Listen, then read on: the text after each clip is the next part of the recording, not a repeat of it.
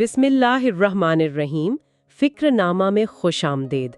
मसनवी मौलाना room का ये हिस्सा इस फ़रेब दुनिया का पर्दा चाक करता है, वो फ़रेब जो नेमतों, रंगों और लज्जतों के पर्दे में छुपा है। मौलाना फरमाते हैं, दुनिया एक 90 साला जादूगरनी है जो अपने हुस्न से बादशाहों और सालकों दोनों को कैद कर लेती है। ये जादूगरनी हमें लम्हाती चमक दिखाकर हमारी असल रोशनी यानी खुदा की पहचान से दूर कर देती है। और हैरत ये कि इसका सबसे बड़ा जादू कोई शैतान नहीं बल्कि हमारी अपनी महदूद अक्ल है। वो अक्ल जो फहम नहीं देती, फरेब देती है, जो दिल से कट जाए तो राह भटका देती है। इसी पसे मंज़र में मौलाना हमें कई हिकायात और तमसीलों के ज़रिए इंसान, अक्ल और दिल के बातनी रिश्ते को समझाते हैं।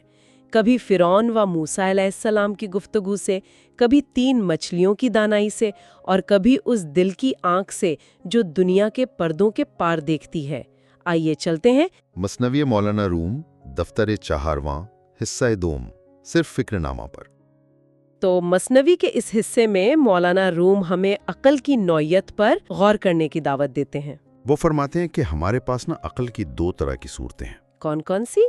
एक तो वो है जो हम बाहर से लेते हैं, जैसे किताबों से, उस्ताद से, अपने तजुर्बे से, या क्या कहते हैं गौर व फिक्र से। यानी जो इल्म हम जमा करते हैं, सीखते हैं। जी हाँ, इसे वो अक्ल इख्तसाबी कहते हैं या अक्ल जुज़वी। ठीक। वो मिसाल देते हैं कि ये इल्म ऐसा है जैसे गलियों से नालियों के जरिए पानी घर में आ रहा हो। वो फरमाते हैं असल चश्मा हमारे अंदर है, और ये है अक्ल की दूसरी किस्म, अक्ल कुल्ली, यानी फितरी दानिश। जी, फितरी दानिश। ये अल्लाह की तरफ से एक अंदरूनी रोशनी है, एक बसीरत जो रूह की गहराई से आती है। तो ये इख्तिसाबी अक्ल रास्ता तो दिखा सकती है, मगर मंजिल तो कुल्ली अक्ल से ही मिलेगी। बिल्कुल, इसीलिए वो फरमाते हैं कि रूह की असल ग़िज़ा ये किताबी इल्म नहीं बल्कि ये बातिनी नूर है।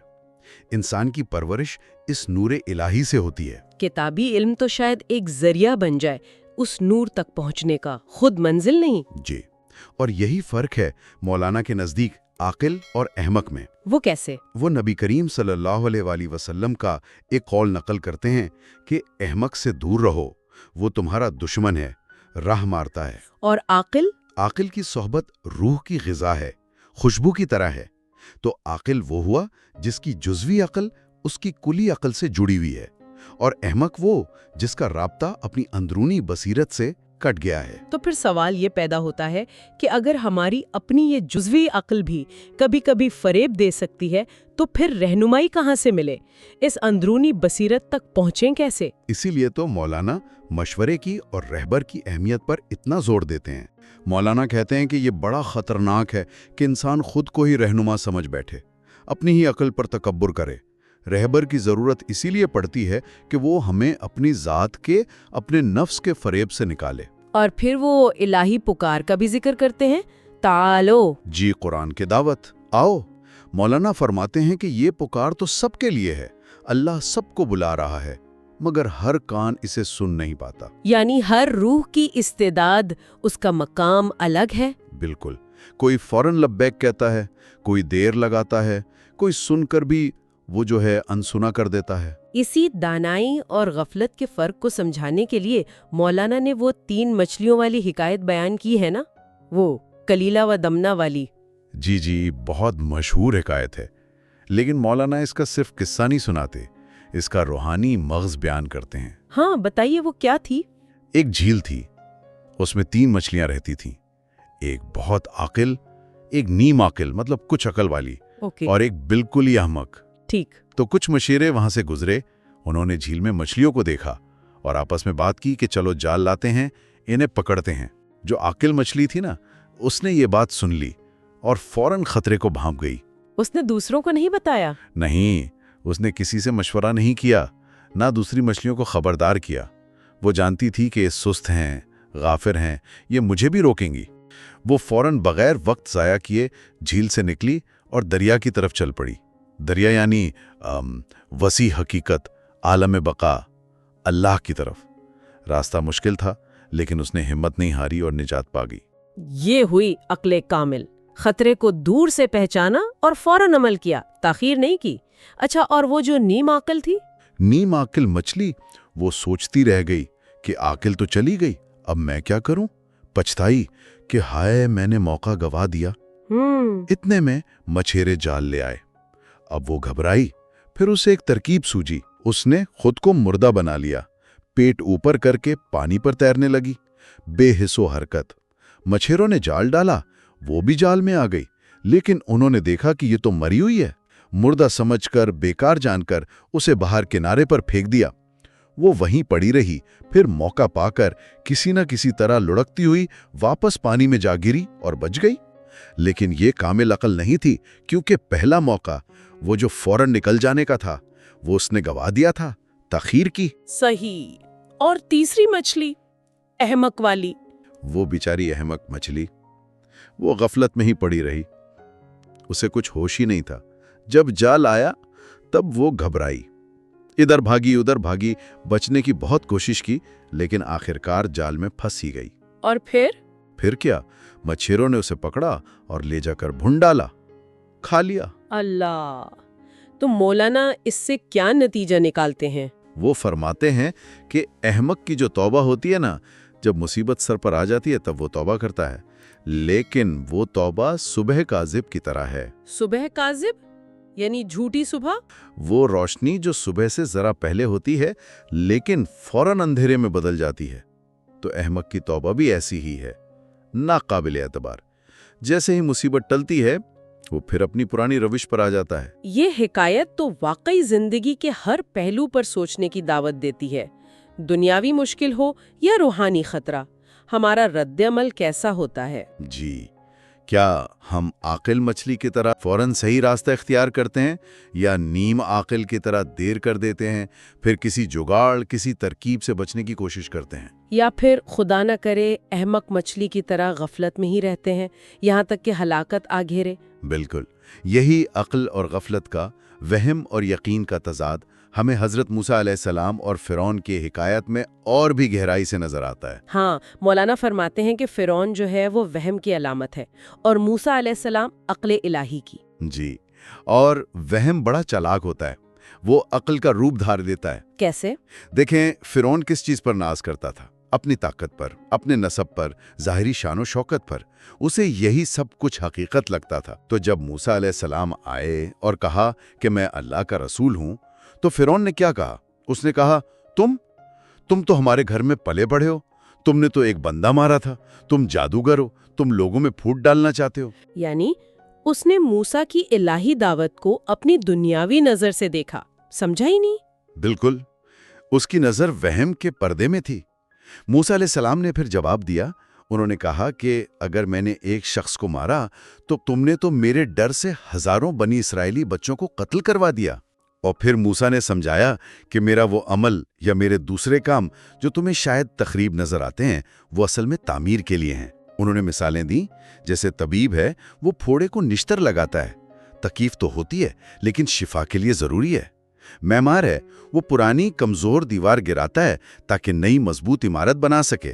یعنی اللہ کی حکمت بعض اوقات ظاہر میں سخت لگتی ہے، لیکن اس کا مقصد رحمت اور بھلائی ہوتا ہے۔ جی، مگر فرعون یہ سمجھ نہ سکا، اس نے تو موسیٰ پر جادوگری کا اور تفریقہ ڈالنے کا الزام لگایا۔ یہاں مولانا ایک بہت گہری بات کرتے ہیں نا، کہ انسان دنیا کو ویسا ہی دیکھتا ہے جیسی اس کی اپنی اندرونی کیفیت ہوتی ہے۔ بالکل، فرعون کیونکہ تکبر میں تھا، دنیا پرستی میں، وہم میں مبتلا تھا، تو اسے موسیٰ علیہ السلام کی ہر بات جادو اور سازش لگی۔ مولانا نے مثالیں بھی دی ہیں اس کی، جیسے سر چکرا رہا ہو تو گھر گھومتا لگتا ہے۔ ہاں، اور کشتی میں بیٹھے ہوں تو کنارہ چلتا ہوا لگتا ہے۔ جس کا اپنا دل تنگ ہو اسے ساری دنیا تنگ لگتی ہے۔ تو ہمارا باطن ہی ہمارے ظاہر کا رنگ طے کرتا ہے۔ جی، فرعون کی نظر محدود تھی، صرف دنیا تک، تو وہ روحانی دعوت کی وسعت کو کیسے سمجھتا؟ مولانا ایک اور مثال دیتے ہیں کہ بغداد اتنا بڑا شہر ہے، لیکن وہاں آنے والی گائے کو کیا نظر آتا ہے؟ کیا؟ صرف خربوزے کے چھلکے، کیونکہ اس کی طلب، اس کی نظر وہیں تک ہے۔ اللہ اکبر! تو یہ محدود نظری، یہ دنیا پرستی، یہی وہ جادو ہے جس کا ذکر مولانا شروع میں کر رہے تھے۔ دنیا ایک جادوگرنی؟ ہاں، वही जादूगरनी जो अपने ज़ाहिरी हुस्न से, अपनी चमक दमक से लोगों को, बादशाहों को, सालिकों को, सबको फांस लेती है।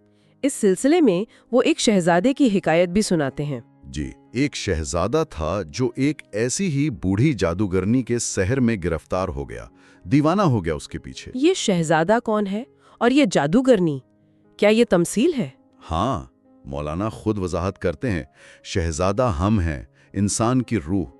उसका बाप जो बेटे की हालत पर रो रहा है, वो हमारी असल है, आदम कह लें या अक्ल कुल्ली। और वो बुढ़िया जादूगरनी? वो ये दुनिया है जो अपने झूठे हुस्न से, अपनी लज्जतों से हमें अपनी तरफ खींचती है और असल से गाफिल कर देती है। तो फिर इस जादू का तोड़ कैसे होता है?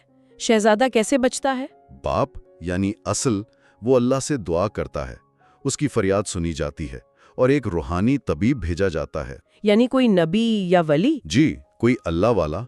वो आता है और अपने पाकीज़ा दम से, अपनी रूहानी तवज्जो से उस जादू को तोड़ देता है। वो जो सहर की गिरहें हैं उन्हें खोल देता है। और शहजादा? शहजादा होश में आ जाता है, अपनी पिछली हालत पर बहुत शर्मिंदा होता है, तौबा करता है। इससे तो ये सबक मिला कि दुनिया के जादू से निकलने के लिए किसी मुर्शिद कामिल की, किसी अल्लाह वाले की रहनुमाई बहुत ज़रूरी है। उनकी तवज्जो, उनका दम। बिल्कुल, उनका नुफ़्ख़े रूहुल कुदूस यानी पाकीज़ा फूंक ही इस जादू को काट सकती है। मौलाना ने दुनिया और आखिरत को दो सौतनों से भी तशबीह दी है। फरमाते हैं, एक वक्त में एक ही से निभा हो सकता है, एक से दिल लगाओगे तो दूसरी से जुदाई होगी।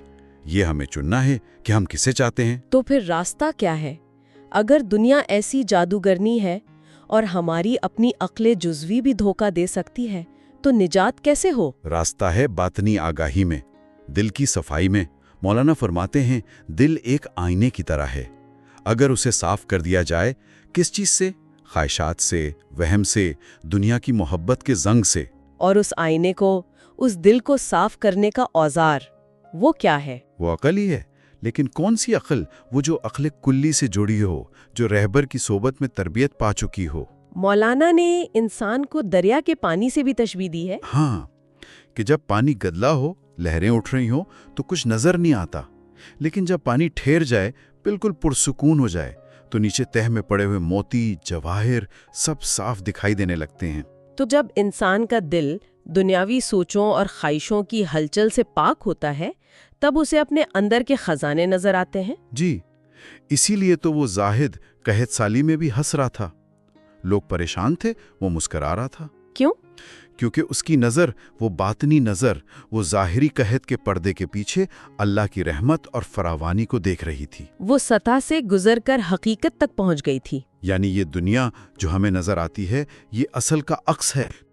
अच्छा, फिर मौलाना अक्ले जुज़वी की हुदूद भी बताते हैं। जी, वो फरमाते हैं कि ये जो हमारी इक्तसाबी अक्ल है ना, ये दुनिया के कामों में तो मदद करती है, शायद कब्र तक भी रहनुमाई कर दे। लेकिन कब्र के आगे? कब्र के आगे का जो सफर है रूहानी मनाजिल का, उसके लिए सिर्फ ये अक्ल काफी नहीं। वहाँ अंबिया और औलिया की पैरवी लाजिम है, उनकी तकलीद करनी पड़ेगी। वो क्यों? क्योंकि वो इस रास्ते के वाकिफ हैं। वो गोया नूह अलैहिस्सलाम की कश्ती की मानिंद है उस रूहानी समंदर में। उनकी पैरवी के बगैर निजात मुश्किल है, नामुमकिन है। इसकी भी कोई मिसाल दी है मौलाना ने? जी, ऊंट और खच्चर की हिकायत। फरमाते हैं, ऊंट जो है उसकी गर्दन लंबी होती है, वो दूर तक देखता है, यानी अंजाम पर, आखिरत पर नजर रखता है, अक्ले कुल्ली की तरह।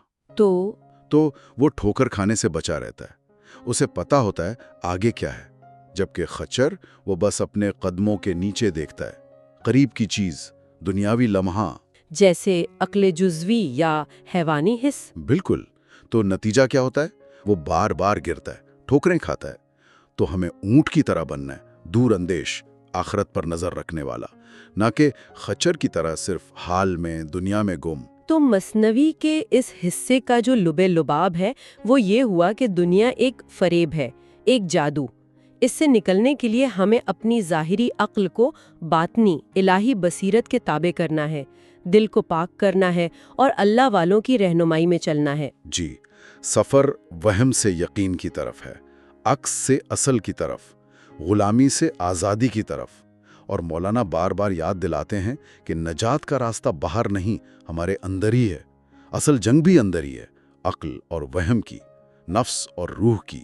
اور شاید سب سے بڑا پردہ، سب سے بڑا حجاب ہماری اپنی میں ہے، ہماری انا، ہمارا علم۔ جب تک یہ نہیں ٹوٹتا وہ آئینہ صاف نہیں ہوتا جس میں حق کا جلوہ نظر آئے۔ بالکل۔